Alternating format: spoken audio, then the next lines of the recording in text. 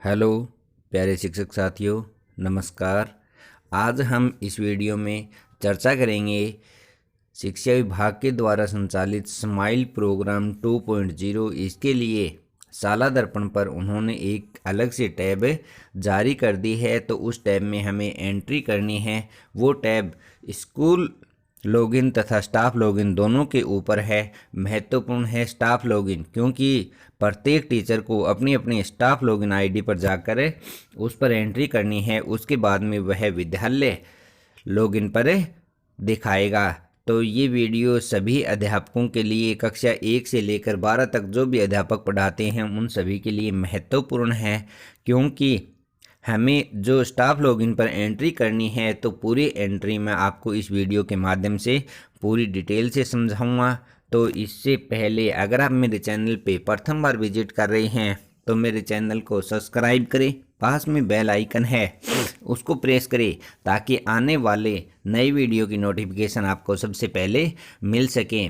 तो प्रिय अध्यापकों, एक बात और बता देता हूं कि अगर आपको कॉलिंग फॉर्म भरने में समस्या आ रही है तो आप मेरे एक वीडियो देख सकते हैं। शाला दर्पण पोर्टल नाम से ऐप ये प्लेलिस्ट बनाई हुई है, उसमें आप देख सकते हैं कि कॉलिंग फॉर्म कैसे भरते हैं, क्योंकि कॉलिंग फॉर्म भी भरना महत्वपूर्ण है जो हमारे एक दस्तावेज के रूप में है, क्योंकि इसकी भी मॉनिटरिंग लगातार सरकार के द्वारा की जा रही है। तो अब हम देखते हैं कि स्टाफ लॉगिन से स्माइल प्रोग्राम 2.0 जो गृह कार्य से संबंधित है वो कैसे मॉनिटरिंग की जा रही है, उसमें क्या क्या एंट्री हमें करनी है, तो वो सब हम इसी वीडियो में पूरा विस्तृत जानकारी के साथ में जानेंगे। तो देखते हैं।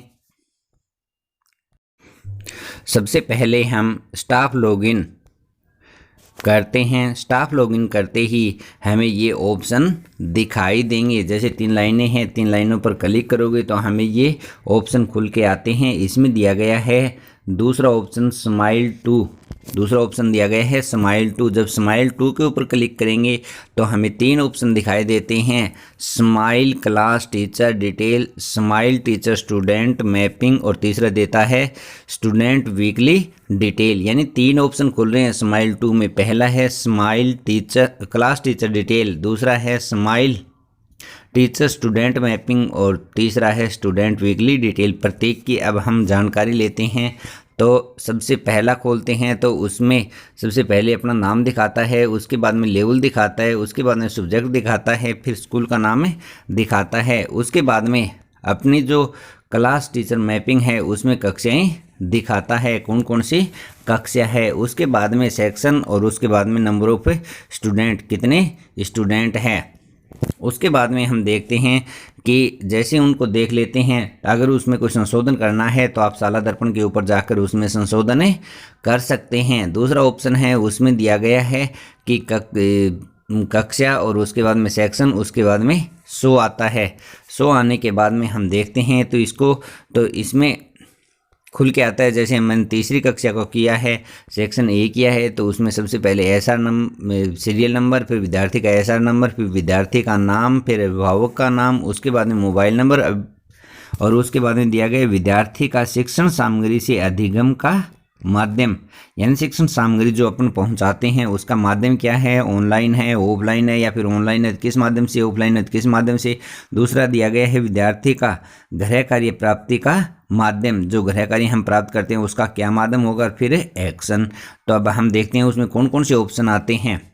तो जो पहुंचाते हैं उसके लिए हमें ऑप्शन दिया गया है डिजिटल, यानी व्हाट्सएप के द्वारा, नॉन डिजिटल केवल पाठ्य पुस्तकें और कार्य पुस्तिका के द्वारा किसी भी प्रकार से नहीं, यानी परिवार का पलायन कर गया हो या फिर किसी भी प्रकार से नहीं, विद्यार्थी पलायन कर गया हो या फिर किसी भी प्रकार से नहीं, या अन्य कोई हो। अब वापस देखते हैं हम इसका। ये तो हो गए कि हम बच्चों को किस माध्यम से पहुंचाते हैं गृह कार्य। अब देखते हैं कि वापस हम किस माध्यम से गृह कार्य लेते हैं।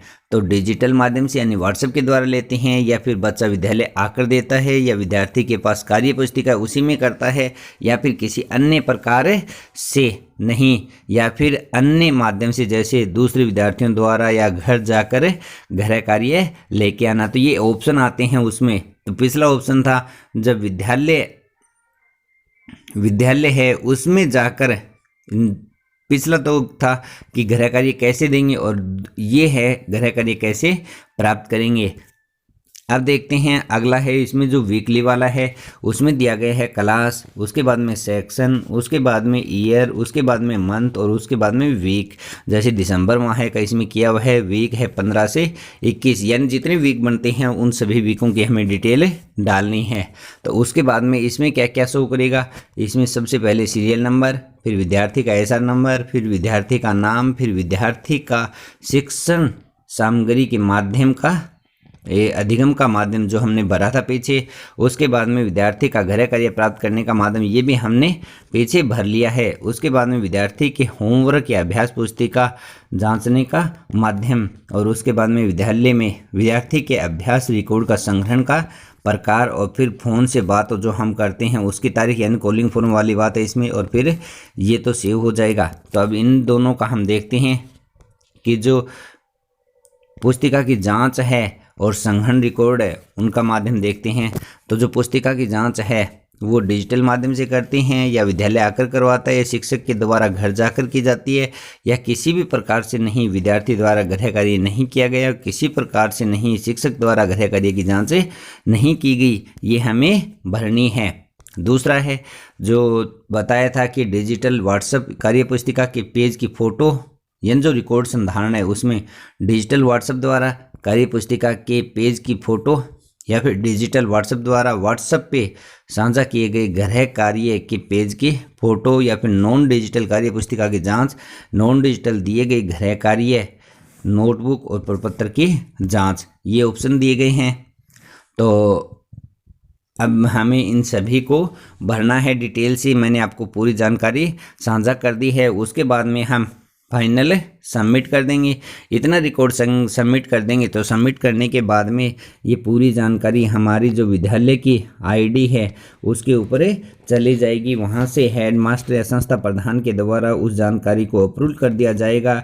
तो ये कार्य हमें, जो ऊपर वाले 2 कार्य थे वो तो डेली करने हैं, लेकिन जी वीकली है तो वीकली का कार्य हर 7वें दिन अपने को ऑनलाइन करना है। तो जो स्टाफ लॉगिन है इसके ऊपर प्रत्येक टीचर को ये एंट्री करना आवश्यक है, क्योंकि इसी के माध्यम से पूरा कार्य हो रहा है और इसी के माध्यम से हमारे रिकॉर्ड भी संधारण लगातार किया जा रहा है। तो इस वीडियो को आप अच्छी तरह से देखकर समझ सकते हैं। अगर कोई परेशानी आए तो कमेंट बॉक्स है उसमें आप बता सकते हैं। अगर मेरा वीडियो अच्छा लगे तो मेरे चैनल को सब्सक्राइब करिए। धन्यवाद।